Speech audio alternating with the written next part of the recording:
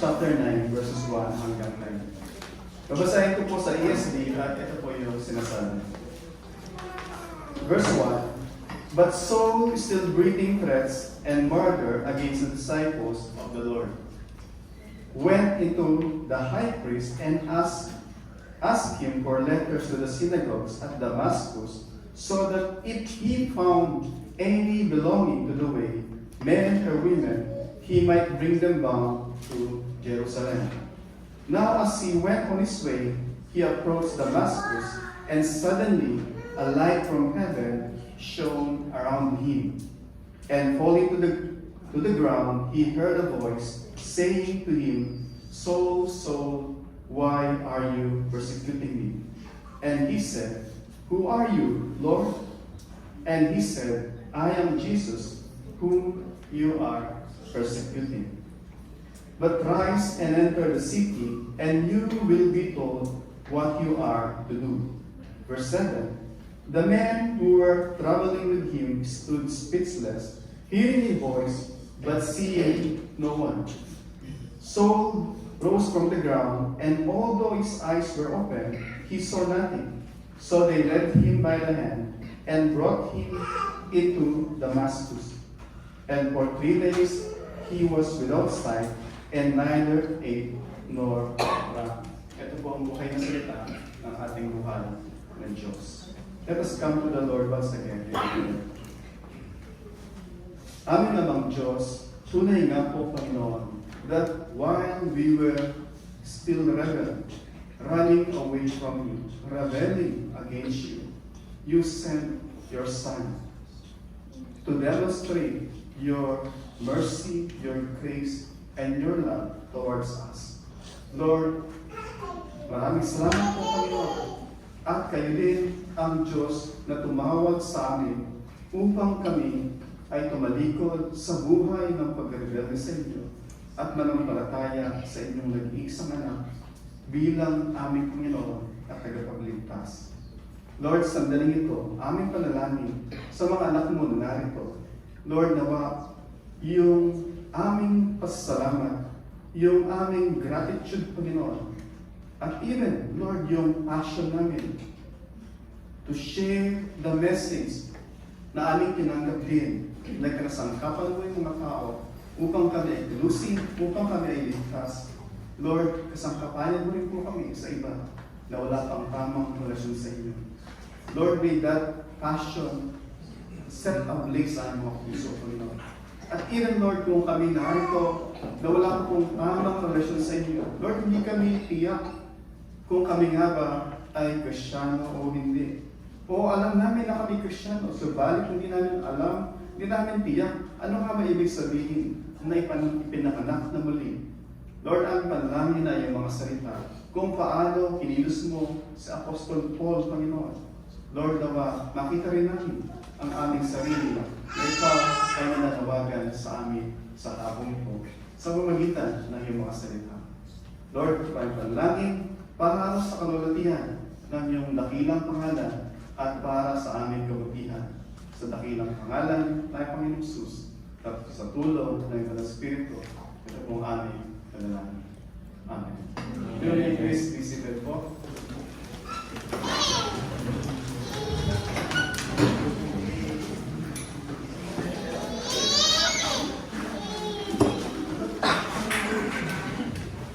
Kung titignan po natin sa ating pasahe, nagsimula siya doon sa verse 1 ng immediately, nagsimula siya doon sa subalit o gayon pa man. Usually, hindi nagsimula, meron ko sabihin, usually magsimula doon sa gayon pa man. Ibig sabihin, tayo ay iniimbitahan na balikan ulit yung nakalipas na mga sinabi para makakonect pa tayo doon sa gusto niyang sabihin ngayon. So nagsimula siya, sabi niya, subalit, o but Saul, ano po ba yung nangyayari doon sa mga previous na mga verses? And in fact, doon sa chapter 8, ano po ba yung nangyayari sa chapter 8? Dito na sa Acts chapter 8, especially yung verse 8 hanggang verse 4 hanggang verse 8, sabi doon sa verse 4, ng Acts chapter 8, wala po dyan, kaya encourage ko kayo na magdala kayo ng Bible, o kung wala, at least sa phone para makasunod kayo. At kung gusto nyo ng mga printout na Bible, pero wala kayong paso pa, sabihin niyo po yung mga katabi niyo nag-invite sa inyo, sis, gusto ko ng Bible na printed, sabihin niyo po sa kanila. At magdodonate sila para sa inyo. So, sabi po sa verse 4 ng Acts chapter 8, after ng persecution, si Stephen siya ay namatay. And then, because of the persecution dun sa Jerusalem, sabi dun sa verse 4, now, those who were scattered went about preaching the word. So, nung nagkaroon ng pag-uusig sa mga Kristiyano dun sa Jerusalem, nandun sila, concentrated sila dun sa Jerusalem. Yung Judea, parang Dubai, and then sa Dubai, mayroong Deira. So, ganun yung Jerusalem, nandun sa loob ng Judea. So, nung nagkaroon ng pag-uusig sa mga manampalataya dun sa Jerusalem, so they were spread ngayon sa Jerusalem, sa Judea. And, so, sa verse 4 yun ng Acts chapter 8, but then, pagdating sa verse 5, sabi doon, Philip went down to the city of Samaria. So ngayon, hindi lamang sa Jerusalem, hindi lang sa Judea, nandun na doon sa northern part, nandun sa bahagi ng Samaria. And sabi doon, and proclaim to them Christ. So pinahayag nila yung mabuting balita, yung ebanghelyo. They proclaim the good news of salvation about the Lord Jesus Christ. At ano po yung nangyari? Pagdating sa verse 8 ng Acts chapter 8, sabi doon, so there was much joy in the city. Habang pinapersecute sila sa Jerusalem, kahit saan sila magpunta, hinahabol sila ng mama ng pangalan ay Saul. And yet, sa kabila ng pag-uusig, may mga nangaliligtas at sa bawat mga naidadagdag sa iglesia, nandun yung celebration, nandun yung pagdiriwang. And then, so, Acts chapter 8, verse 8 yun. Pag mag-jump tayo, dun sa verse 12 naman, si Philip, makita natin, sabi doon, nandun siya sa Samaria pa rin, and then, sabi sa verse 12, but, when they believed Philip as he preached the good news, so si Philip, makita natin lagi, is preaching the good news, the gospel. Hindi po yung kwento lang ng buhay niya. O hindi lamang ito yung inspirational o motivational speech, but ito ay yung salita ng Panginoon. And then sabi doon, so verse 12, but when they believe Philip, so they believe, may nangaral at sila ay nanampalataya. And sabi doon, as he preached the good news about the kingdom of God in the name of Jesus Christ, ano po yung nangyari? Sa dulo ng verse 12, sabi doon, they were baptized, both men and women. So bakit natin, may nangangaral at yung mga tumatanggap sa salita ng Panginoon, ipinapakita nila yung genuineness ng kanilang pananampalataya sa pamamagitan ng public declaration ng kanilang pananampalataya. Sila yung papabautismo. During that time, pag nagpabautismo ka, publicly sinasabi mo, ako ay followers ni Kristo. At imagine, inuusig sila. Pero papayag mo, para ka nag-i-invite. I-invite mo yung synagogue o yung mga religious leader, ako ay Kristiyano. Para sinasabi mo na, I am ready to suffer for the cause of Christ. So hindi sila basta-basta magpapabautismo kung hindi naman sila tunay na mananampalataya. Yung mismong pagpapabautismo sa kabila ng paghihirap, pag-uusig, ito ay ibig sabihin ng testamento ng Holy Spirit sa ating puso na willing tayong mag-suffer para kay Kristo. So ngayon nga walang nag-uusig, di ba? Pero walang gusto magpabautismo. Kahit na sabihin nila, Pastor, Kristiyano po ako. Pero hindi pa magpabautismo. Wala pang pag-uusig. Hinintay natin na may pag-uusig. Bakit kaya magpabautismo? Di ba? Pero ako nakausap 2 years ago, sabi niya, Pastor, willing ako sa MOE yung magpapabautismo. Doon sa meron na doon. 2 years ago na yun. Hanggang ngayon, hindi pa kami nagmulusong doon kay Pastor Dong. At nabago ulit. Sabi, Pastor, baka pwede sa Dubai Mall na lang. Pwede po mga kapatid. Sa Bible, kung titingnan natin, yung mga pasahay ng mga natunghayan natin, wala pong sapilitan sa kanila. Naunawanan nila at sila mismo ay nagpabautismo. Nakita natin si Lydia, nakita natin yung eunuch last week, at even later on sa Acts chapter 16, yung Philippian jailer. On the same night, hindi siya nagsabi na, kailangan kong kabisaduhin yung Book of Acts. Alam kong gano'n. At hindi po requirement na kabisaduhin mo yung buong Bible. At hindi kinakailangan kabisaduhin mo yung mga pinipreach ng mga pastor. All you have, yung requirement dapat, alam mo na ikaw ay makasalanan. At tinanggap mo si Kristo bilang Panginoon mo at tagapagligtas. That's all. Amen. Yung the rest ay susunod na mag-grow tayo. Tapos po the is, nagmamature tayo, mag-grow. Hindi po yung requirement para magpabautismo. And then nakita natin, so ano po nangyari? Acts chapter 8, pagdating sa Acts chapter 8, verse 39 hanggang verse 40, nakita po natin, so merong revival, merong evangelism explosion dun sa Samaria. So nagsimula sa Jerusalem, Judea, sa Samaria na ngayon. At napaka-ready na yung pitasin ng mga bunga sa Samaria. Maraming naliligtas. Kung titanan nyo, ganito po. Yung Israel, suppose, imagine nyo, ito yung Israel, napakalinis ng kamay ko. Israel, ito, example. Yung dito sa baba, ito yung tinatawag na southern part. Nandito yung Judea sa baba. Sa taas, nandun yung northern part. Nandun yung Samaria. So nagsimula sila dito sa Jerusalem, sa Judea, and then paakit na sila kasi pinipersecute sila. Papunta na sila ng Samaria. So, tingnan nyo, so sabi ko, Israel, dito sa left side na to, o sa west, Mediterranean Sea dito. Dito naman, nandito yung Jordan. Nandito yung Syria, nandito yung Lebanon, papunta doon yung Turkey, at dito yung Roma. Nandito yung Egypt, nandito Saudi, nandun tayo ngayon sa yung UAE. Point is, nagsimula sila dito sa baba, pinapersecute sila, aakyat sila ng Samaria. At pagdating sa Samaria, sa ating teksto noong nakaraan, sabi sa ating teksto noong nakaraan, si Philip nandun sa Samaria, tineleport siya ng Holy Spirit papuntang Gaza, sabi sa Acts chapter 8 verse 36 o 26, dinala siya ng Holy Spirit dun sa Gaza. The same Gaza na meron ngayon. Yung Gaza that time is part siya ng Judea, sa baba.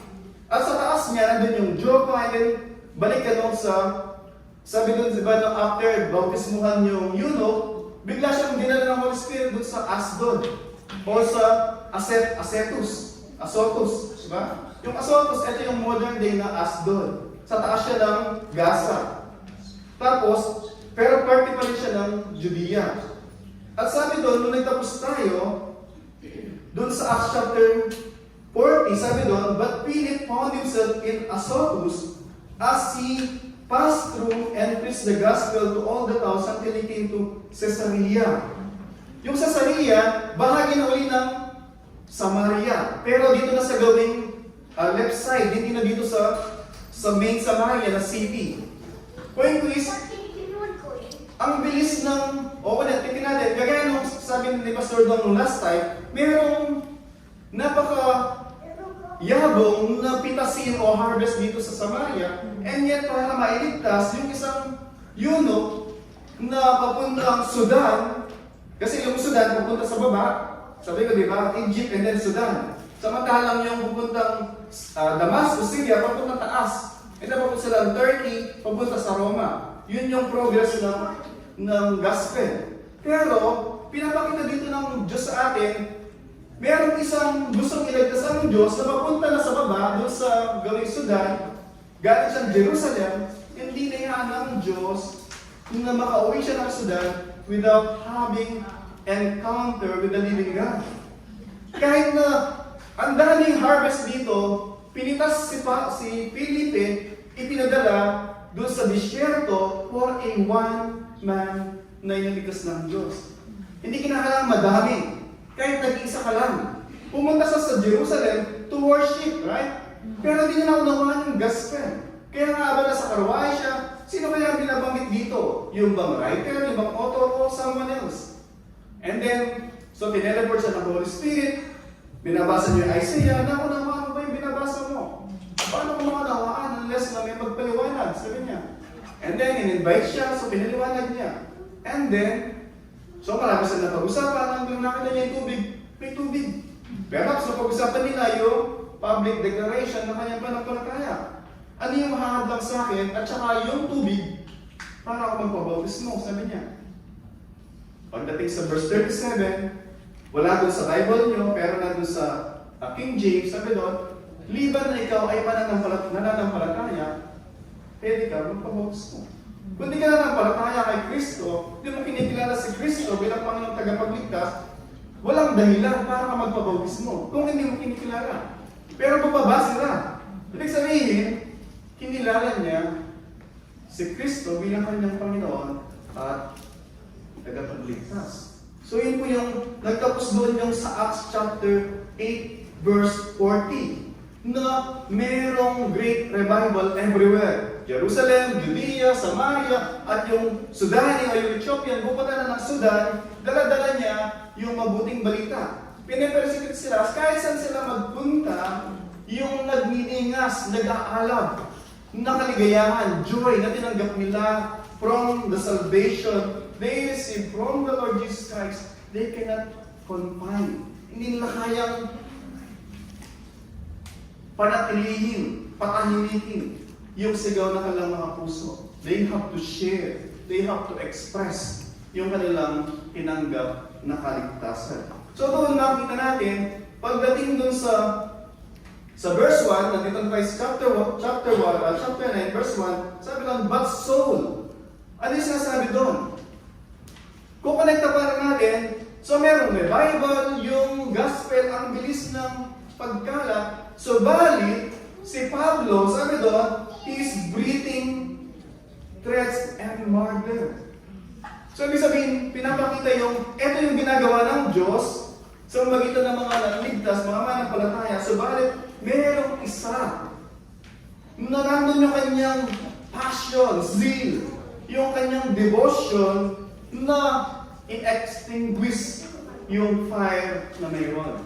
Nagliliyab yung mga puso nila at merong isang tao din na nagliliyab yung kanyang pagnanais na sugpuin yung Kristyanismo sa pasimula pa lang.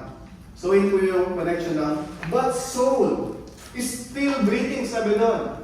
After niyang ipapatay o nandun siya sa kamatay ni Stephen, and then kinakalagad niya yung mga tao, babae, lalaki, doon sa kanilang mga tahanan, imagine mo, papasukan ka sa bahay mo, kakalagarin ka, kabababa lang ng airport, kinuha na kaagad, diniretso na sa aeroplano.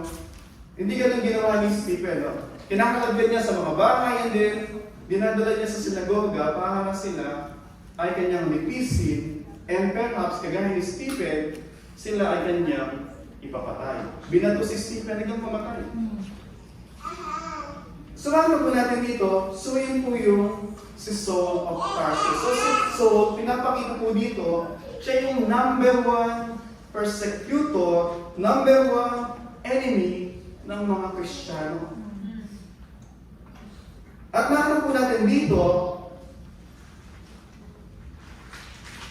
somehow, sa kabila ng, so number 1 persecutor, mula dito sa chapter 9, makikita natin, there is a big shift. So from persecutor, all of a sudden, yung Acts chapter 9 hanggang sa matapos, halos yung matapos yung Biblia, nakita natin, si Pablo ay magiging number 1 o dominant na lingkod ng Panginoon dun sa pag-spread ng Kristyanismo sa Gentile world o sa Roman Empire. At even sa ating panahon, tayo ay nagbenepisyo dun sa paggamit ng Diyos kay Pablo na once upon a time, persecutor, blasphemer, at isang tao na wala siyang ibang hangad kundi sugpuin yung Kristyanismo. Samahan po natin yung ating title ng mensahe, A Life-Changing Encounter with the Risen Lord. a life-changing encounter with the risen Lord. Life-changing encounter, merong pagtatagpo, merong meeting with the risen Lord. Namatay siya at muling nabuhay.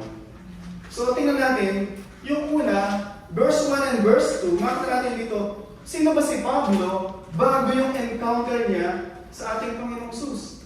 Ano ba yung kanyang preoccupation? Sino ba siya? Sabi doon sa verse 1 hanggang verse 2, sabi doon, but Saul is still breathing threats and murder. Is still breathing threats and murder. Parang yung kanyang hininga, yung kanyang ini-inhale, yung kanyang puso, yung hangin na sa kanyang puso, yung dugo na nagpapump sa kanyang puso, it's all about how to kill, how to eradicate, exterminate yung mga Kristiyano. To uproot, alam niyo yung parang may nakita kang damo, gusto matanggal, ganun yung kanyang marugdog na pagnanais na stamp out yung Christianity. Nakita natin doon, sa pasimula pa lang, siya isang tao na with burning passion. Nandun yung kanyang passion, hindi siya... Minsan, ganito po, hindi ko alam kung alam niyo yung kwento na merong sa ating bayan, di ba may kwentong Juan Tamad? Di ba? Si Juan Tamad, anong ginagawa ni Juan Tamad? Yung kwento, di ba? So siya ay nakahiga at merong isang bunga ng anong bunga, bayabas. Hinintay niya ang malaglag, di ba? Kaya niya kabutin, pero hindi niya malaglag. Di ba? Walang laglag din yan. So yun yung kwento ni Juan Tamad. Di ba? Ibig sabihin is, complacent, lazy, walang ginagawa, gusto malaglag. Walang passion, walang effort, walang zeal. Minsan may mga Kristiyano po na gano'n. Makita mo, Kristiyano na parang laging lugi. Walang buhay. Yes, kumikilo, sumihinga, pero hindi makita ka ng sigla. Walang sigla. Walang kasigla-sigla, walang kabuhay-buhay. Wala lang, parang walang passion. Pag ako nanonood, by God's grace, I am privileged na nakakasama ng mga anak ko. Nanonood kami ng mga sports ng mga anime. Mga Japanese na mga anime. Usually mga sports. Hindi Dragon Ball Z, hindi Ghost Fighter. Mga sports. Nakita ko yung mga pinapad na nakaraan, mga slam dunk. Kung paano halos bagso kasi sila ng dugo kung sa kanilang pag-exercise, pag-ensayo para sila ay manalo. Point sa mga pinapanood is they will give everything for that sport. Sport lang nila yun, di ba? Ang basta nandun sa school para mag-aral. Pero binitigin nila lahat. Nangangapilayan sila, nababali ng buto. Pero sukay para sa kanila. Yun ang passion nila. Pero tingnan mo, for the love of sports, they are willing to do yung bagay yun. So tingnan mo si Pablo, for his passion, for his zeal, na para sa kanya, yung Christianismo, ito ay heretic. Ito ay isang banta para sa kanyang tunay, para sa kanyang kinagisnan na pananampalataya. Ang kinagisnan niya ay Judaism, na para sa kanya, ito lang yung nag-iisang relihiyon. Lahat ay mga pagan at mga counterfeit. Pero para sa kanya, hindi siya naghintay lang na, hindi, kung saan lang mawawala yan. Ipinakita niya yung kanyang pagsunod sa Diyos na alam niya na tama by exerting yung kanyang all effort para mawala yung mga unang pananampalataya. So, point ito daw mga kapatid, si Pablo, to define him, meron siyang misplaced destructive passion. Misplaced destructive passion. Nandun yung kanyang passion. Pero, ito ay misplaced. At dahil sa ito ay misplaced, ito ay destructive. Parang may atomic bomb na nasa kamay ng isang terorista, yung atomic bomb is dangerous, is destructive. Especially pag nandun sa kamay ng isang misplaced yung kanyang pag-isip o yung kanyang paniniwala. Sample, yung baril, hindi masama yung baril. Pag hawak ng pulis, di ba? May baril yung mga pulis para ipagtanggol yung mga mahina, ipatupad yung batas. Pero pagka yung baril, example, nakita ko, pumasok si Jace dyan, may dalang baril. Nakakatakot yun, di ba? Kasi pwede niyang i-point lang kahit kanino. Di ba? Pwede is dangerous. Si Pablo, meron siyang passion. At hindi lang basta passion. Burning passion. Pero ito po ay misplaced, mali. Minsan ganito ako. Meron tayong, bawat isa atin, meron tayong ninanais na destinasyon. Ang gusto natin destinasyon ito. Lahat ng tao tanungin mo, saan gusto mong makarating? Sa impyerno, sa langit. Diba? Maybe 99% marinig nyo, sabihin nila, of course, langit. Maybe 99, nagbibigay ako ng 1% para sa mga iba na gusto nilang kung ano gusto nila doon. Diba? So, yung lahat ng tao, mostly, gusto makarating sa langit. So, yun ang gustong destinasyon. Diba? At yung attention nila, nakapoint doon. Diba? Kasi gusto nilang marating. Pero, kaya kung gusto marating nila, kung mali yung kanilang direction, hindi po sila makakarating doon. Point po doon, mga kapatid, yung destination na ninanais mo, at even yung attention mo, it will not automatically point you or lead you dun sa destination na ninanais mo. You must have a correct direction. Tamang daan. Si Pablo, meron siyang gusto ma-achieve. Paglingkuran ng Diyos. At ginawa niya lahat ng ginagawa niya dahil gusto niya maglingkod sa Diyos. Yun ang kanyang preoccupation, yun ang kanyang attention. Pero mali po yung kanyang direction. Dahil mali yung kanyang theology. Mali yung kanyang paniniwala. Kaya po mga kapatid, from the very start, it is not enough na maging sincere ka. It is not enough na meron kang eting nananais mo. That's not enough. You must always check whether yung direction mo ay nakaayon doon sa sinasabi ng nag-iisang, sabi niya, I am the way. There is no other way, sabi niya. At yung kanyang daan papunta sa kanya, ay nilagay niya po dito para maging batayan po natin. So kung meron tayo na nais, let us check whether it is in line and aligned dun sa sinasabi ng salita ng Panginoon. If not, by all means, we have to align yung ating desire, yung ating will, even yung ating direction dun sa inaasam natin na ma-align dun sa nais ng Panginoon.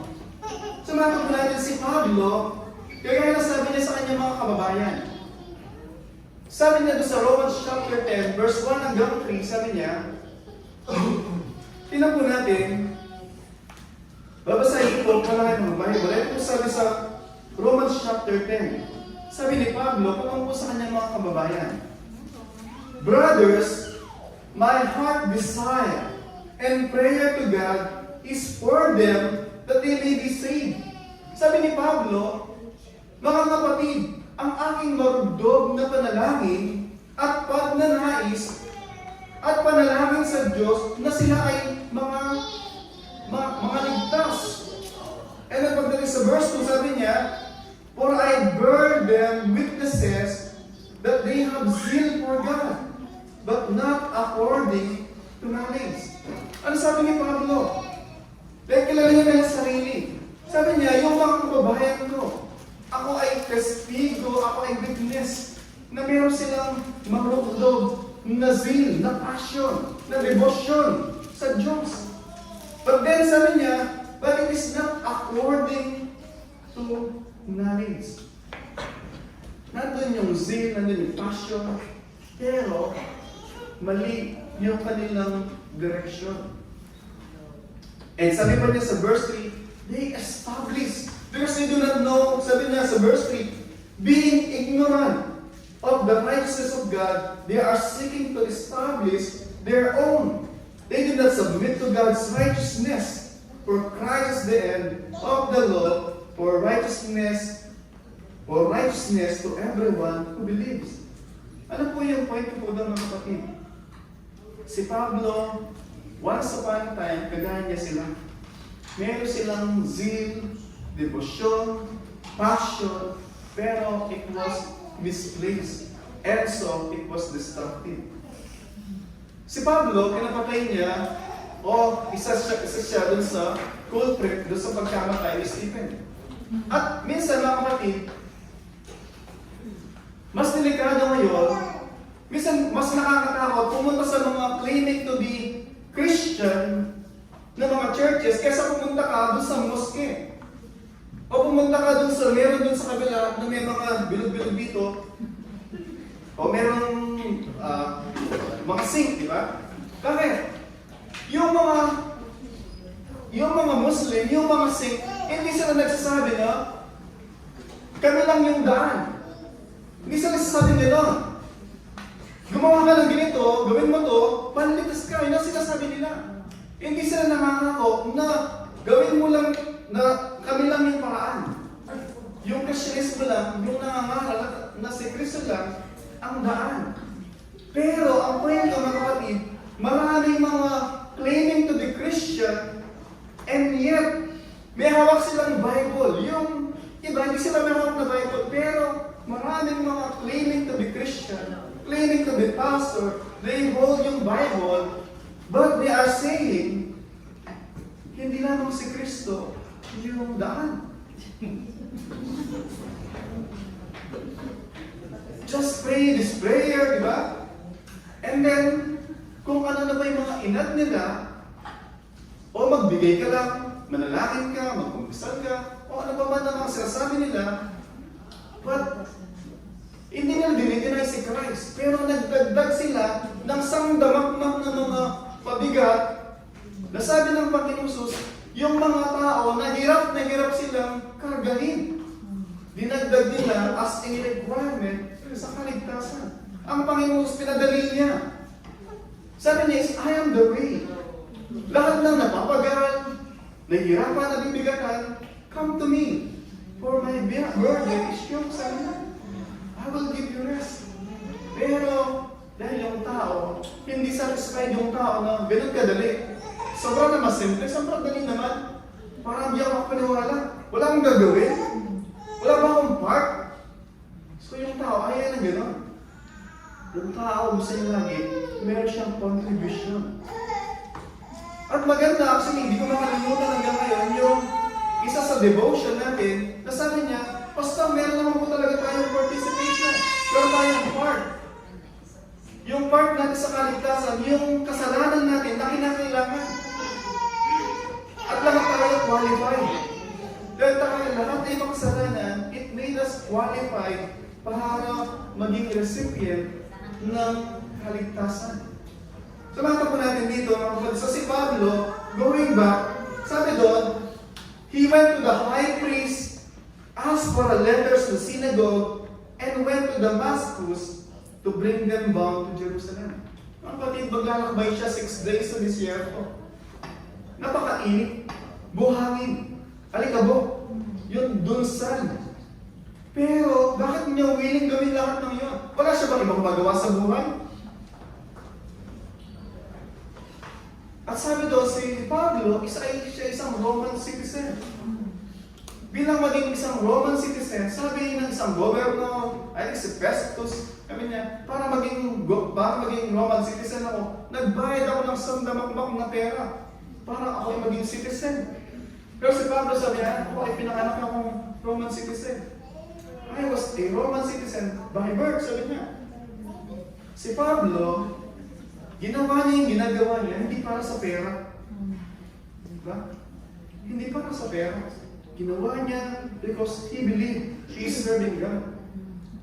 Sad to say po, di ba? Minsan may kabayad ka, na nakabalo sila, nakatalukbong, justify nila minsan na, kasi binigyan sila ng pera, and then, nagpa-convert sila. Pero sad din naman gano'n. Diba? Kung magkano binigay, si Pablo, hindi po siya gano'n. Yung kanyang ginawa, it's not because of money, but because he thought he's serving God. So, kwento ko dito, yung passion niya, yung zeal niya, ay hindi matatawaran. And then, nakita po natin dito, so si Pablo, sabi ko nga dito, nakita natin dito, nandun lahat, pero misalign lang, misplaced. Pero, may gagawin ng Diyos para itama siya. Sa mga nakaraan natin pag-aaral, natunghayan natin nung nakaraan yung eunuch, di ba? Pupunta siya. He's a seeker.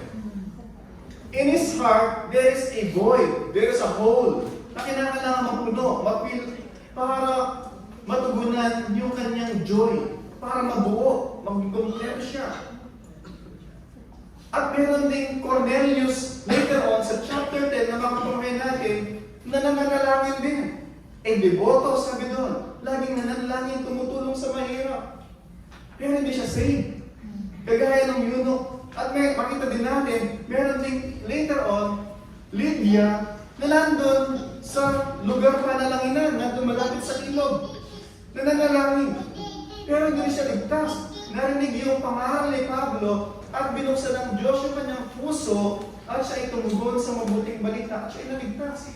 Point ko sa lahat ng to, they were seeker. Kaya sinasabi sa Old Testament scripture last week, if you seek me diligently with all your heart, you will find me.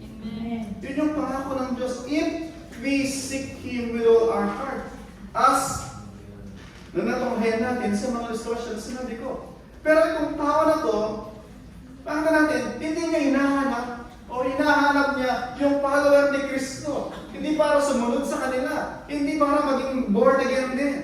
Hinahanap niya sila para sila patayin. Ano po yung point ko dito? Ibang example po siya.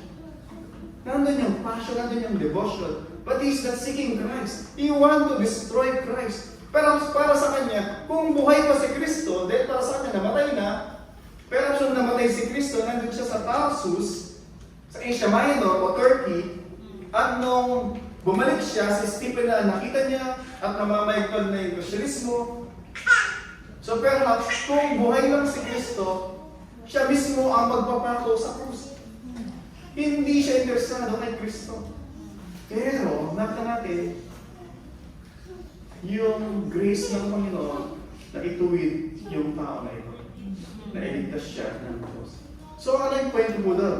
Kagaya ko sa scripture reading kanina, sa Galatians 1:15, sabi doon, before I was born, sabi niya, He chose me to become a vessel na mangaral ng mabuting balita doon sa mga hentil.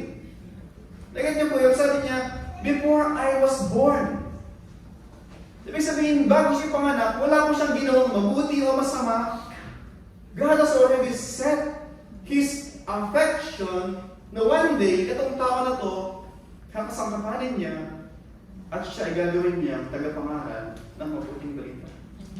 So, point ko, yung encounter sa Damascus, hindi po yun nagkataon, hindi yung tsamba, hindi yun incidentally lang na, lang yan, nagkataon lang.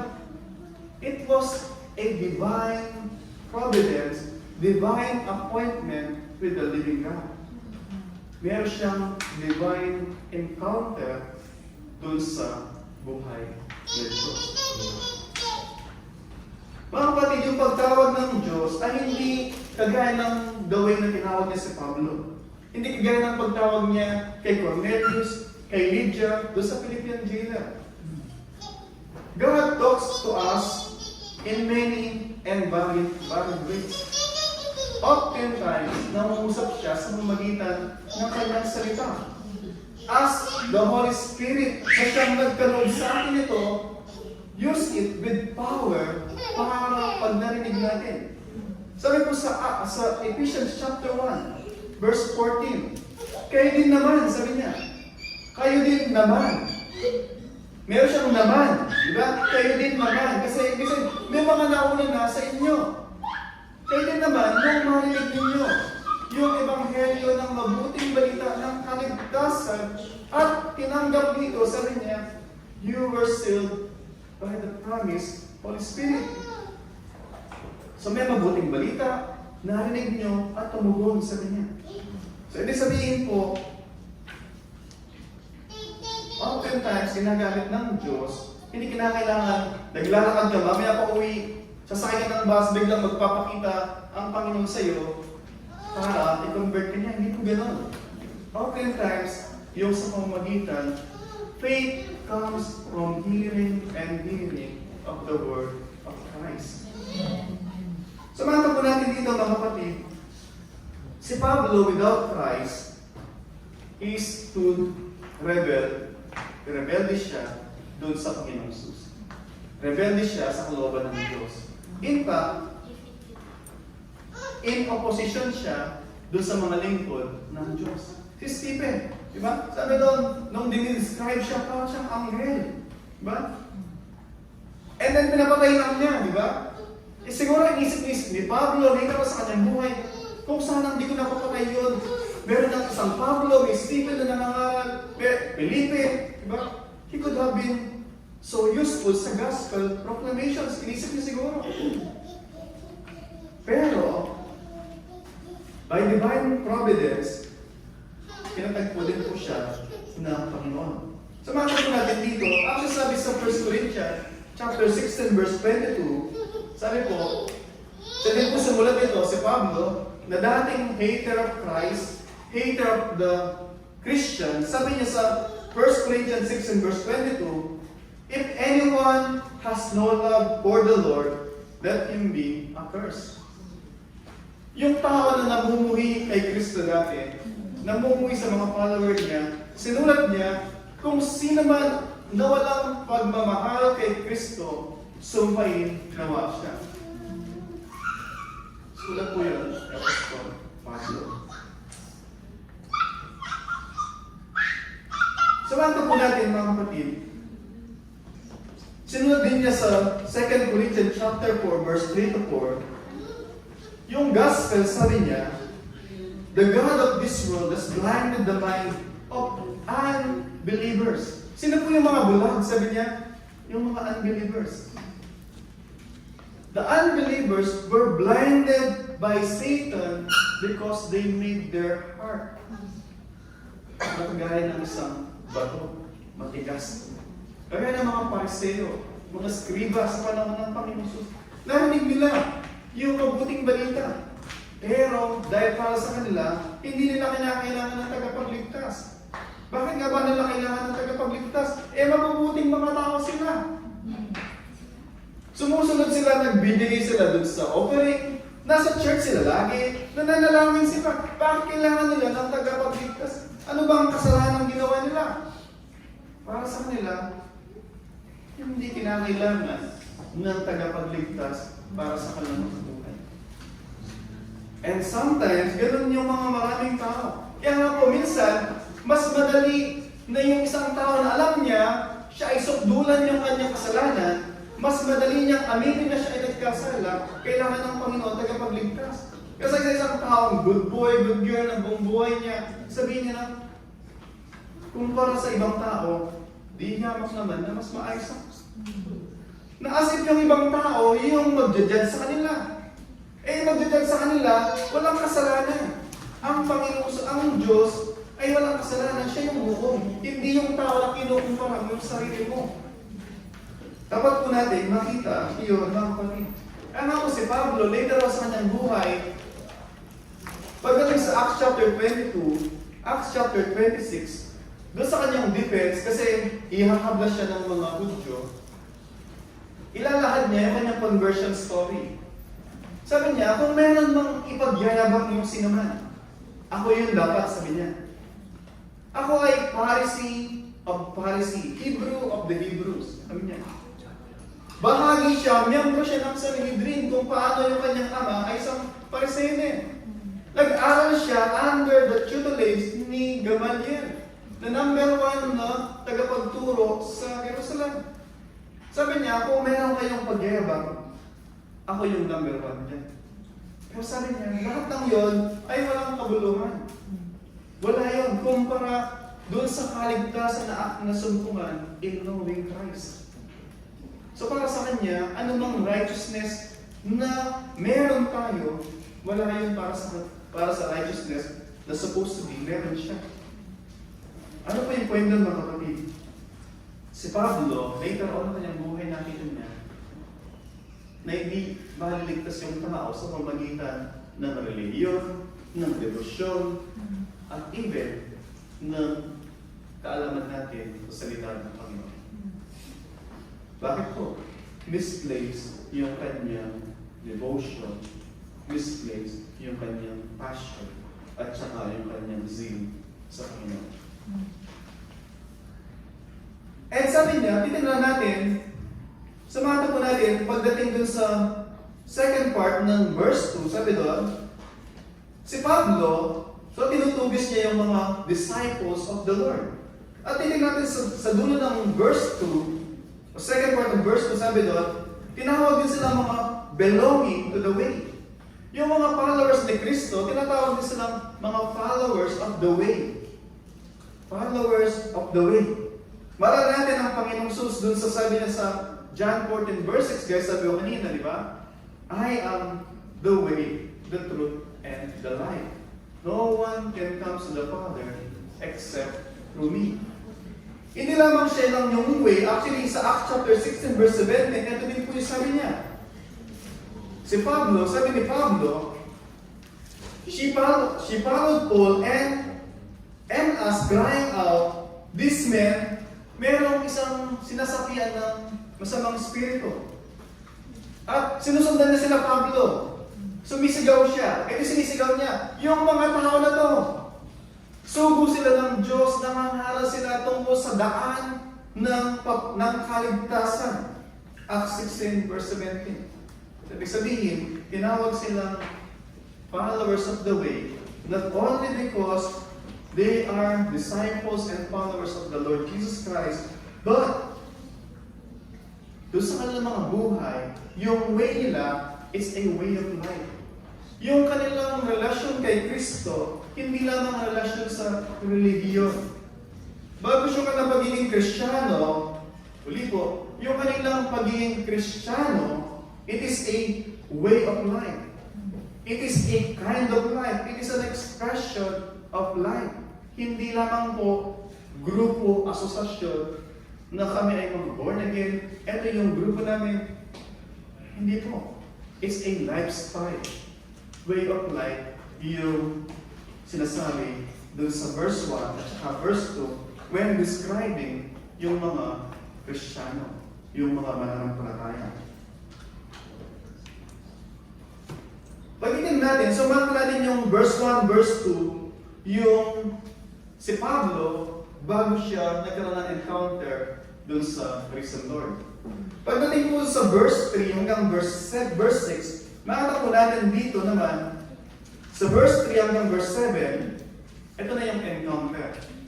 Encounter niya with the Lord Jesus Christ.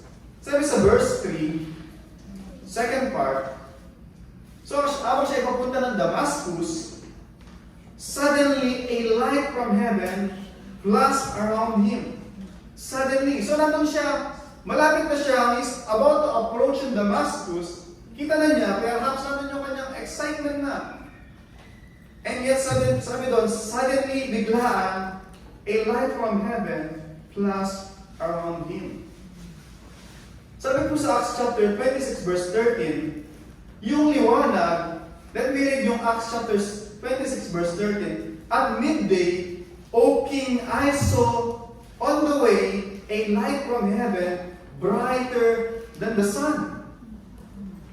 Mas maliwanag pa, sabi niya, kaysa araw. Noonday, alas 12 ng tanghaling tapat. Yung araw, tirik na tirik. Pero yung liwanag, nung nakita niya, higit na mas maliwanag kaysa sa sikat ng araw. And as sabi doon, and those, so nakita niya, sabi niya, even yung mga, so that shone around me and those who journeyed with me. And then, pagpapatuloy natin, so hanggang verse 9 lang tayo, next week sa preaching ni Pastor Dong, makita natin yung Acts 9 verse 17, sabi doon ni Ananias, pupuntahan siya ni Ananias, na likod ng Panginoon, sabi na Anay sa kanya, the Lord Jesus who appeared to you. Ibig sabihin, yung point na sinasabi doon, yung blazing light na nakita niya, yun ay ang Panginoong Jesus doon sa kanyang radiant glory. And then, di ba sabi din sa Matthew chapter 17 verse 2, yung transfiguration ng Panginoong Jesus, na nagliliwanag siya kagaya ng sikat o higit pa sa sikat ng araw. So makita po natin dito, sabi ko kanina, si Pablo, hindi niya hinahanap ang Panginoong Jesus para siya magkaroon ng kaligtasan. Hinahanap niya si Kristo para pugisin, para lipisin yung mga tagasunod niya. And yet, makita po natin dito, doon sa encounter niya with the living God, with the risen Lord, it's purely a grace-driven mula doon sa Panginoong Jesus. It's just grace lang, Panginoon. Hindi niya deserve. Dapat, imagine nyo, kung tayo yun, kung tayo makapangyarihan, naglalakbay siya, may entourage siya per for sure. May mga karwahe. Ilululan niya doon yung mga Kristyano. Kung tayo yun nandun, director tayo, light from heaven, tutupukin sila. Right? And then patay. Diba? And the story, happy ending story. Right? Pero ang Panginoong Jesus hindi. Deserve ni Pablo na parusahan. Pero God has shown him extraordinary grace and mercy. Kung ano yung hindi niya deserve, binigay ng Diyos sa kanya. Tawag po doon, grasya. Yung deserve niya na kaparusahan, hindi pinagkalob sa kanya. Tawag doon, mercy. Awa ng Diyos sa kanya. Nakita po natin mga kapatid. Sabi ko kanina, iba-iba yung paraan ng pagtawag ng Diyos sa atin. Meron perhaps sa atin dito, it's a combination of grace and mercy ng Diyos. Grace na kung saan is, God is giving us so much grace na by His kindness, nandito po tayo nakaupo, nakakarinig ng salita ng Panginoon. And yet, for so many years, for so many weeks, lumalabas tayo, still as if walang nangyari. As if yung puso natin, hindi man lang tinablan doon sa pag-usap ang panawagan ng Diyos sa atin. And yet, perhaps, isa rin tayo na deserving ng kaparusahan, chastisement, and yet, every week din, lumalabas din tayo as if wala namang ginagawa ng Diyos sa akin. So, okay lang, continue ulit. Let's continue pa rin. Diba? Let's continue yung happiness, yung party. Continue lang, tuloy-tuloy lang. Na as if, yung grasya, yung mercy ng Diyos, ay nagiging license pa natin. Mabait naman ng Diyos, mabuti naman ng Diyos, makawain naman ng Diyos. Kung nakalimutan natin, God's grace, God's mercy, yung kanyang patience is leading us to repentance and faith.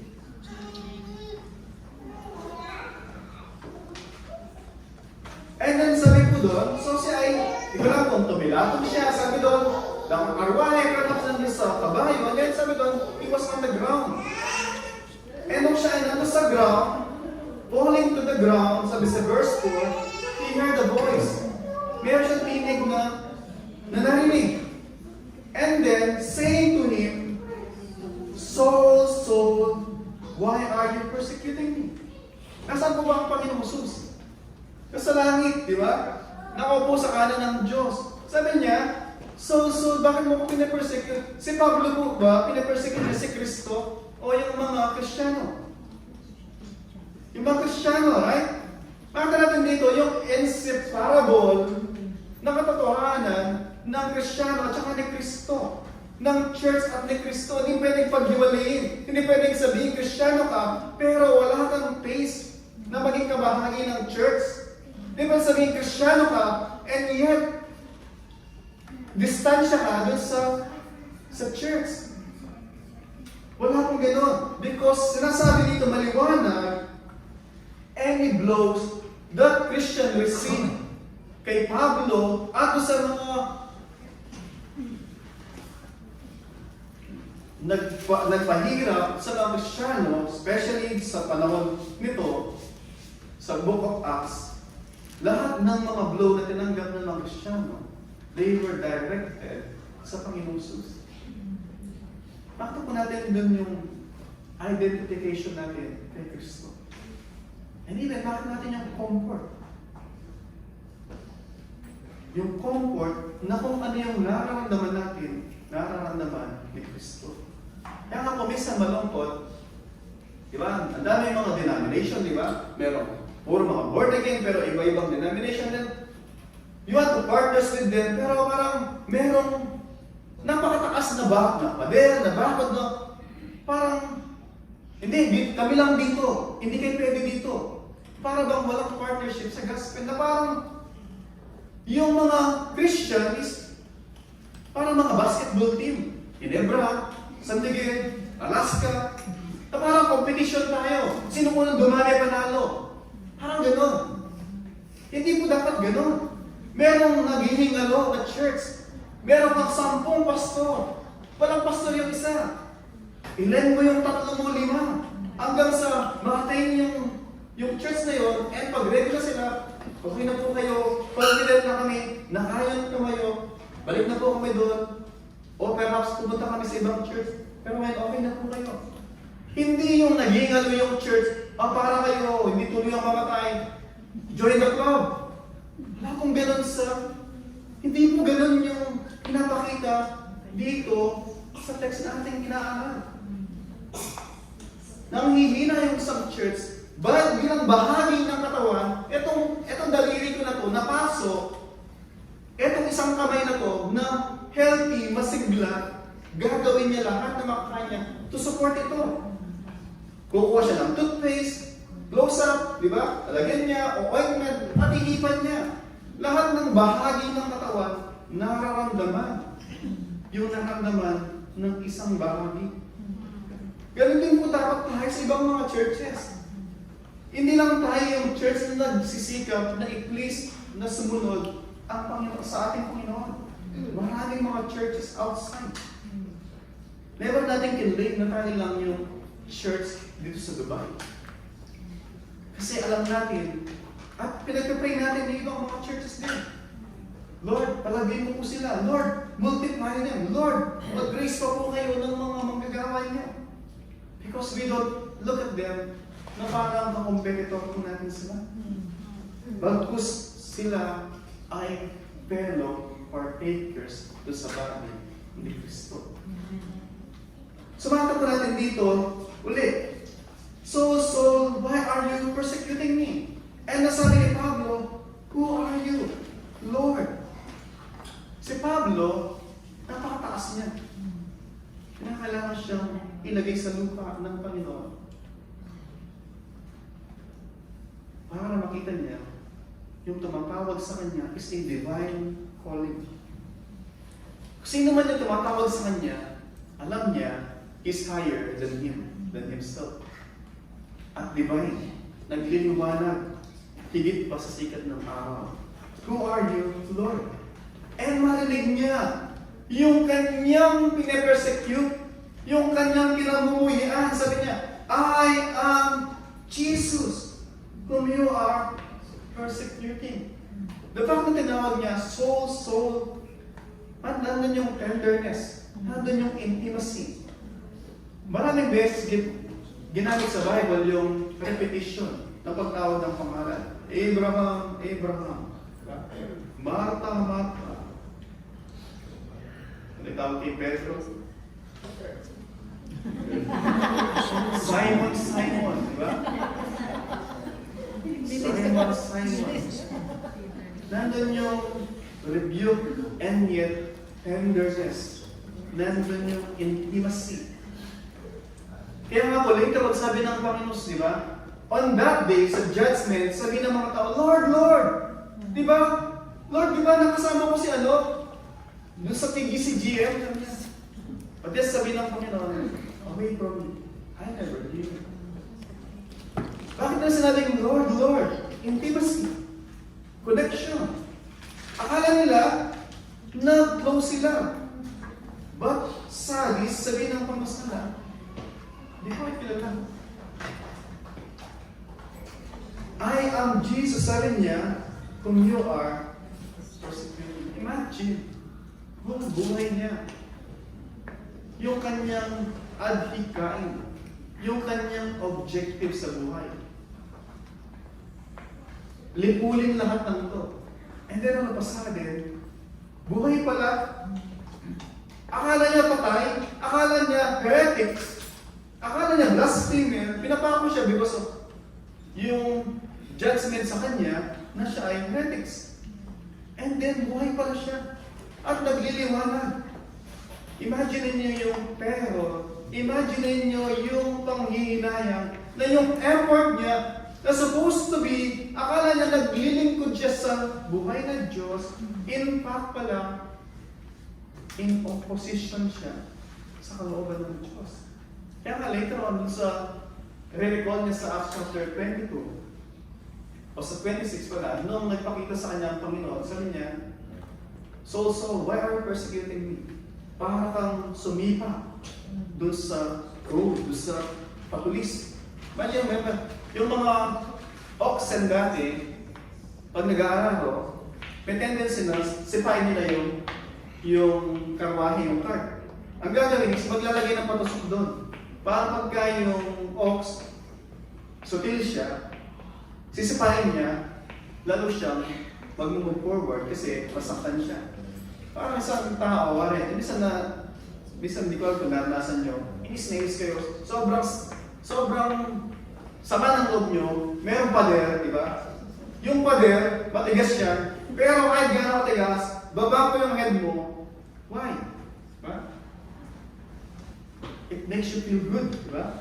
It makes you feel pain. Pero, imagine niyo si Pablo, nung na-realize niya na lahat ng effort niya is actually pala in opposition doon sa Diyos, knowing akala niya na siya ay nagsiserve sa Diyos. Contrary pala yung kanya ginagawa. And tingnan natin, minsan, ganoon din perhaps tayo. Akala natin, yung ginagawa natin, tayo ay nagsiserve sa Diyos. Pero, kung hindi pala patungkol sa Diyos yung ginagawa mo, it's yung iba, yung recipient. Imagine, just tuwang-tuwa siguro sa Satan, no? Si Stephen, napatay, at yung pumatay, akala niya gumagawa siya ng serbisyo sa Diyos, kasi tinakaw sila nagpapatayan.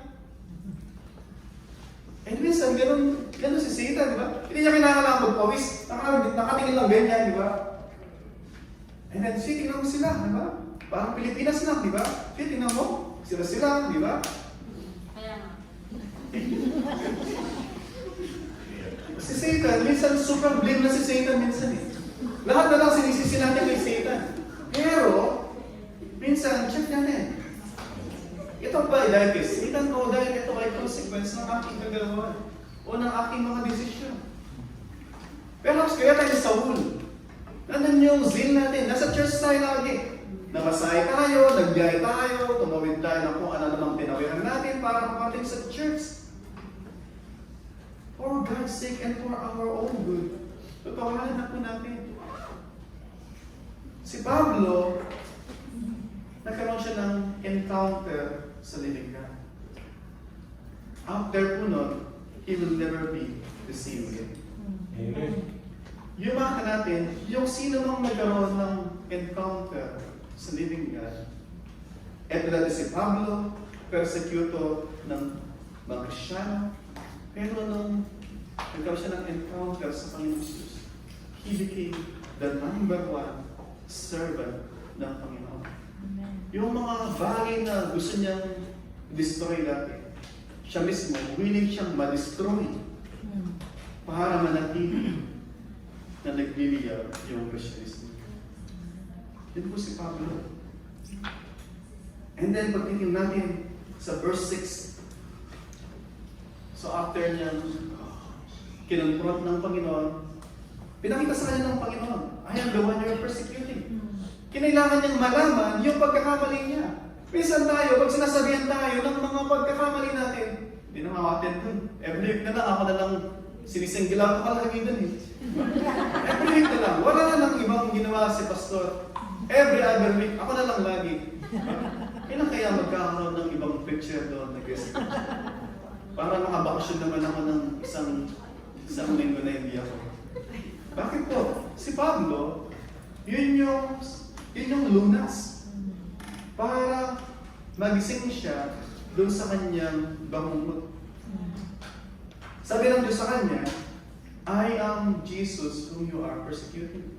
Sinabi sa kanya ng Panginoon, ikaw ang persecutor. You are against me. Yun yung rebuke sa kanya. It's a confrontation. Yung sinabi na, O Pablo, pwede bang magbago ka na? Hindi po. And then actually, even pagdating sa verse 6, sabi ng Panginoon sa kanya, Panginoong Sus, sabi sa kanya, but rise, enter the city. It's a command. Get up. Nakadapa siya, di ba? Ayun. Sabi ng Panginoon, and enter the city. Di ba gusto mo pumunta sa Damascus? Punta ka doon. Yan ang naghihintay sa iyo. Actually, yan naghihintay sa kanya. Kasi before pa dito, may kinausap na ang Panginoon. Nakalis, hindi ko pala pag-aralan. Cornelius, di ba? Si Cornelius, may kinausap ang Diyos. Si Pedro, sa other side, si Cornelius, kinausap din ng Diyos. Pareho silang binigyan ng vision ng Diyos. And then, nung set na lahat, sila ay nag-meet. Same thing po dito kay Apostol Pablo. Kinausap na niya si Ananias sa other side, puntahan mo si Saul nandun sa lugar na to, at siya ay nananalangin. Si Saul, sabi ni Ananias, dito, parang inunahan natin. Ang tawag doon pag nanonood pelikula, merong spoiler, di ba? Sabi ni Ananias, si Saul, kilala ko yan eh. Kung paano niya pinersecute yung mga nasa Jerusalem. At papunta dito yan, meron lang sulat. Para hulingin tayo. Sigurado ka, Lord, pupuntahan ka. Ako pa pupunta. Sabi ng Panginoon sa kanya, punta ka. Dahil papakita ko sa kanya how we must suffer for my name's sake. Magsasuffer, sabi ng Panginoon sa kanya, sa simula pa lang, siya ay magsasuffer para sa aking pangalan. Eh nakita natin, si Pablo, kung ano yung ginawa niya, meron tayong lahat ng mga epistle, di ba? Hindi lahat. Pero, 70% ng mga epistle ay sulat ng Apostol Pablo. And then pagdating doon, sabi niya, so you will be told what to do. At si Pablo, siya nga ay tumayo at pumunta doon. Pero mga kalatin dito, meron sa dulo ng verse 7, sabi doon, o sa simula ng sa verse 7, the men who were traveling with him, hearing the voice, but seeing no one. Nanood niyo ba yun? Sabi doon, si Pablo, nakita niya, at narinig niya, naintindihan niya, Saul, bakit mo ako tinutugis? Pero yung mga tao, nakita din nila, pero yung tinig din nila maintindihan. Bakit niyo yung tawag ng Panginoon? It is individual. And it is personal. Yung Panginoon, He calls us by name. Yung exactly sabi sa John ng Panginoon, sabi niya, I am the good shepherd. I know my own. And I know them by name. And I call them by name. And they follow me. So when God calls us, He calls us by our name. Ibig sabihin ng Diyos, tinatawagan niya tayo personally. Hindi, Pastor, parang ano, minsan umilag tayo gano'n, di ba? Ano yung minsan na umilag?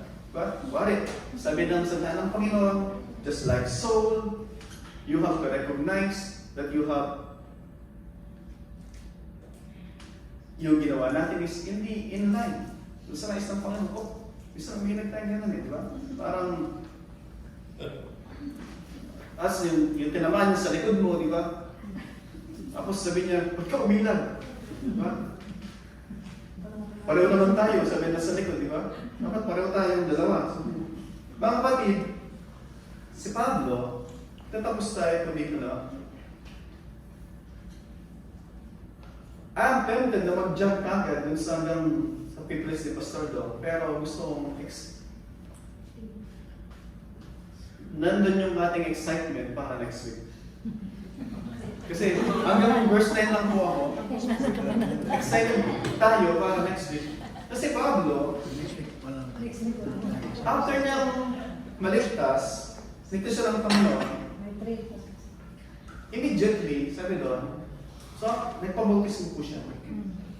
And then, dahil si Pablo, kabisado niya yung Old Testament. Mali lang siya about the promised Messiah. Kasi akala niya, yung Messiah na darating ay military power. Even si John the Baptist, nagkamali siya, di ba? Pero nung tinuwid siya ng Panginoon, yung kanyang theology, kinama ng Panginoon. And he was so useful sa Panginoon. Bakit po? Kasi alam niya yung kanyang Old Testament. Alam niya yung Scripture. At after po nun, si Pablo, nagkaroon siya ng 3 missionary journey. Pumunta siya, papunta na lang sa Damascus, pumunta, inikot po niya yung Turkey, Asia Minor, hanggang nakarating po siya ng Greece, Athens, Philippines, Macedonia. Si Pablo po yun. And even, hindi lang isang missionary journey. Pangalawa, pangatlo. And finally sa pangatlo, sabi ng Holy Spirit sa kanya, hindi ka mamamatay. Kasi lagi siyang inaambus ng mga Hudyo. Hindi ka mamamatay, sabi niya.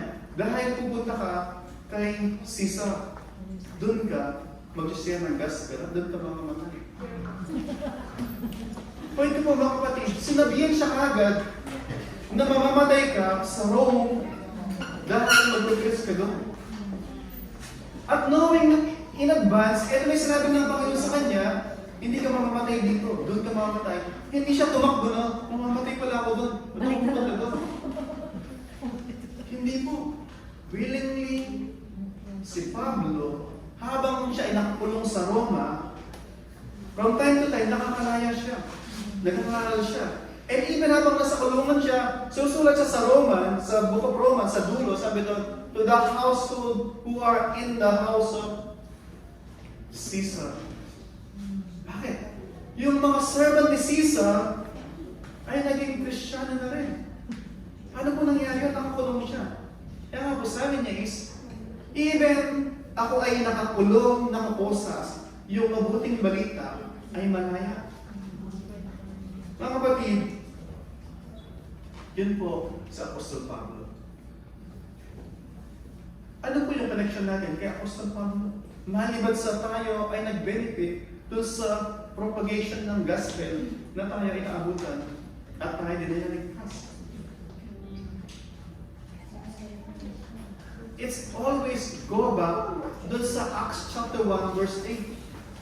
Sabi ng Panginoong Jesus, lagi nating alalahanin, you will be my witnesses in Jerusalem, Judea, Samaria, and the remotest part of the earth. You will be, sabi niya. So, pwede po mga kapatid, ito po, kung tayo ay Kristyano, God expects us to become a witness. Maybe yung ating magagawa ay hindi kagaya ng nagawa ni Pablo. And God doesn't expect us na makagawa ng kagaya ng ginawa ni Pablo. Muli po. God doesn't expect us na yung magiging bunga ng ating pagsunod ay kagaya ng na-accomplish ng Diyos through Paul. So, maliwanag po mga kapatid. God never expect us na yung ating magiging accomplishment o magiging accomplishment ng Diyos sa pamamagitan natin ay hindi kagaya ng accomplishment ng Diyos sa pamamagitan ni Pablo. It is God who accomplish through o sa pamamagitan lang ni Pablo. Pero, lahat tayo, kung tayo Kristiyano, and expect tayo ng Diyos na maging witness, maging bahagi ng pagpapakayag ng mabuting balita. Naalala ko po, 2 years ago, bago natin sinimulan yung simple church na pag-aaral, ano kami Sister Joy doon sa park? Usually noon, nagja-jogging kami, minsan kakain kami ng biryani. Merong habang naglalakad kami dalawa. Audience, merong barang sa amin. Kabayan, Nebali, sabi ko, Apo, pwede po kayong ma-share ng salita ng Panginoon? Mag-isa lang siya, babae. Mag-isa. Dalawa kami. Tapos, okay po. Tapos, surang 21, tapos, edi, kinuha yung number. Tapos, okay, no? After one day, di ba mo what? The next day, or the same day, pag-uwi namin ng bahay,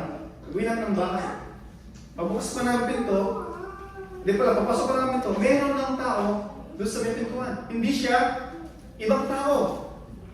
May hawak na, hindi naman trucks, may phone number, tapos pangalan ng church nila, na namimigay lang. Hindi sila nag-evangelize, hindi sila nagsabi, hindi po namin i-share, hindi. Nagbibigay ng contact number. Nandito po kami sa kung gusto niyo pong umaten. Ibang tao yun, lalaki naman.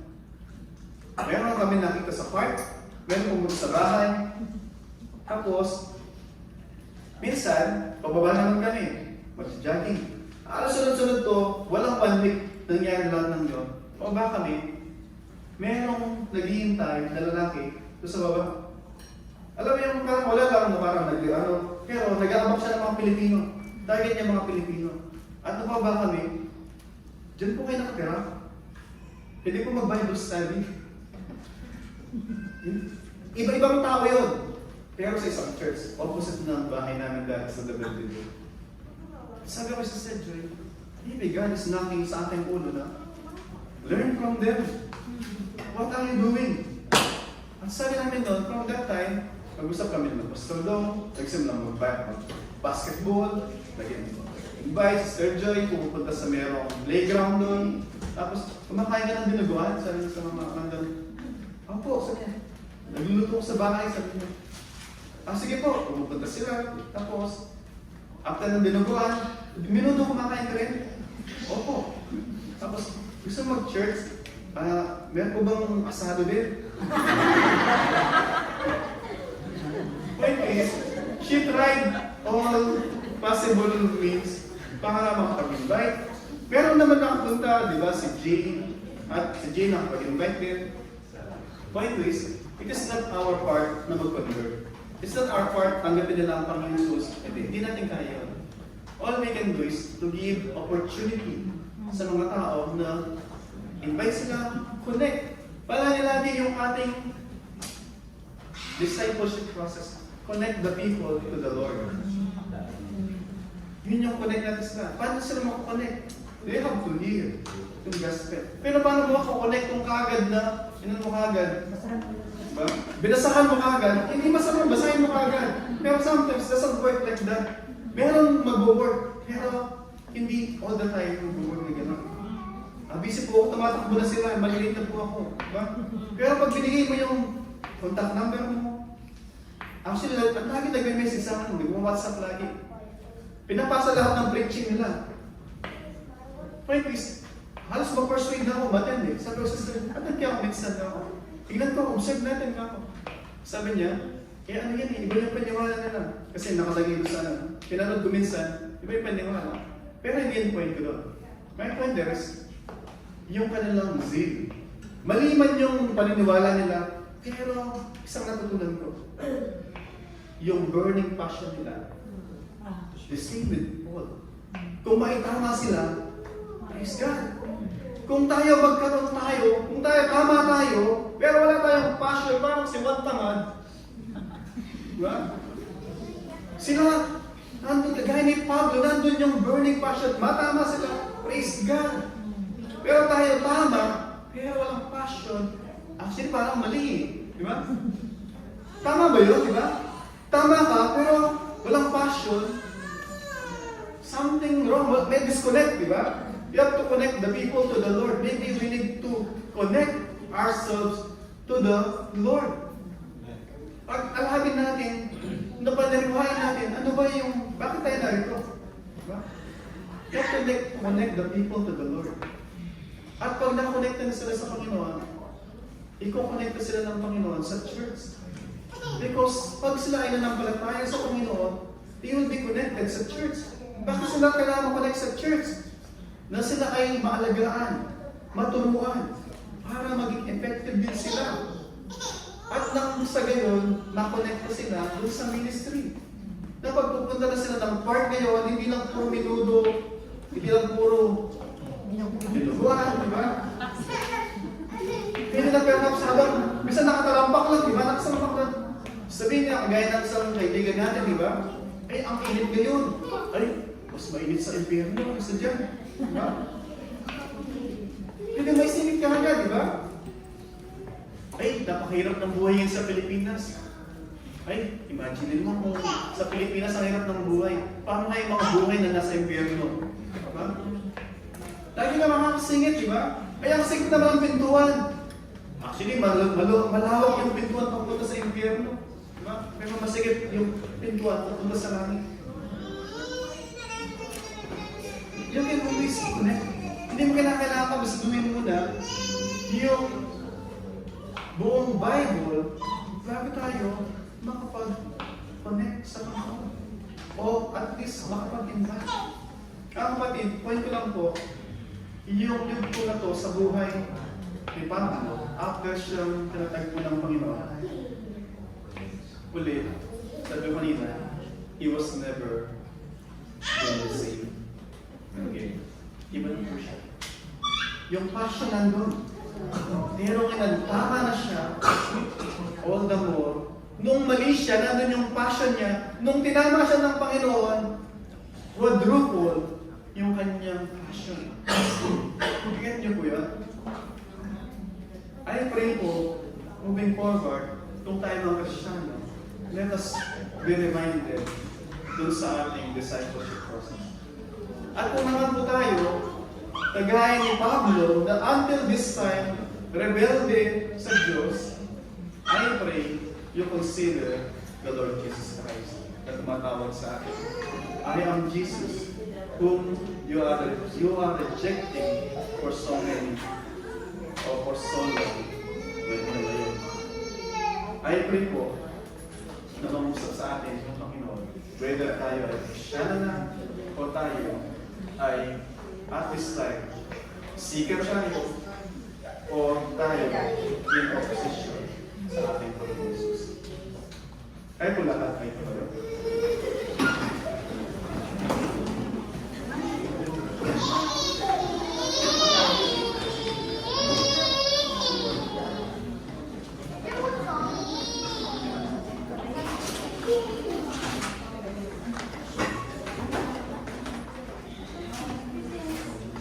Bago po tayo manalangin, I encourage you po na let's close our eyes and lumabas po tayo sa Panginoon. Perhaps, let's give 2 minutes. Manalangin po tayo. At lumapit tayo sa Panginoon. And then, tsaka po tayo mag-close para sa benediction.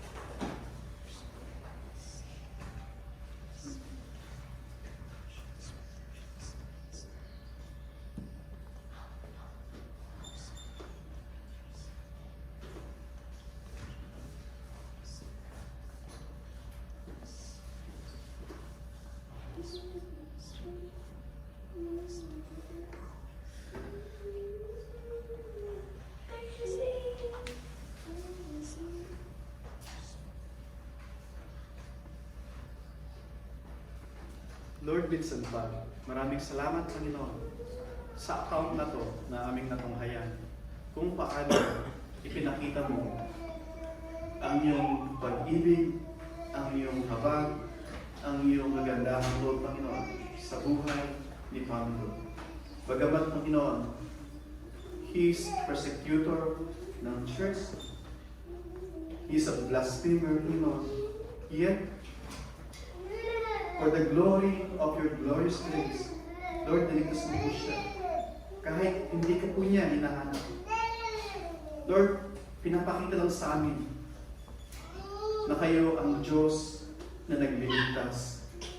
The same God na nagligtas sa Kanya, the same God na magliligtas sa amin, tumatawag sa amin, Panginoon. At the same God na nag-anoint, nag-commission sa Kanya upang magawa niya sa pamamagitan ng iyong gabay, paglubay sa Kanya, and by your divine empowerment sa Kanya, Panginoon. You sustain Him, Panginoon. At nagawa niyo, Panginoon, sa pamamagitan niya, yung mga bagay na tinakdahan niyo, Panginoon. Lord, we have the same God na tumatawag sa amin at nagko-commission sa amin para maging witness kami, Panginoon, sa aming sariling Jerusalem, sa aming sariling Judea, at sa aming sariling Samaria, at end of the earth. Lord, help us by your Holy Spirit. Give us a heart that longs to follow you, that longs to obey you. Lord, rekindle in our hearts yung burning passion, Panginoon, to honor you in our obedience. Huwag po kaming maging tamad, Panginoon. Naligtas na kami. And so you can just watch, relax. Lord, help us not to be contented, not to be slack, Panginoon, dun sa aming passion to share the good news of salvation. Because kagaya ng sinabi niyo sa inyong salita, paano nila makikini? Paano sila mananampalataya? Paano sila maniniwala kung walang mangangaral at kung walang papadala? Lord, help us. Perhaps kami yung kasagutan doon sa mga panalangin namin that you sent us here, Panginoon. Unahin na kami sa church na ito dahil plano ka na gamitin mo po kami, Panginoon, para sa kalwalhatian ng iyong pangalan at para sa aming kagalakan. Lord, maraming salamat. We consider it joy, Panginoon. Tremendous privilege to serve the King of Kings. Lord, kung pagsilbihan yung mga hari sa lupang ito, Panginoon, it is a joy at ninanais namin. Lord, lots more na naisin namin na paglingkuran kayo. Kayo na Diyos ng mga Diyos, hari ng mga hari, at makapangyarihan sa lahat. Lord, maraming salamat. Kaya sabi niyo kay Pablo, magpatuloy sa pangaral dahil meron kayong mga in-appoint to eternal life. Naman magpalataya at manligtas. Lord, help us not to focus dun sa bunga, but to set our heart to obey you, Panginoon. No matter dun sa anumang magiging bunga nito, Panginoon. Mahalaga na kami mismo, Panginoon, alam namin sa aming puso na kami ay sumunod dun sa nais mo. Lord, maraming salamat. Help us, cause us, both to will and to do, Panginoon, according to your good pleasure. And now to Him who loved us and has freed us from our sins by His blood, and has made us a kingdom, priest to His God and Father. To Him be glory, dominion, and authority forevermore and ever. Amen. Amen.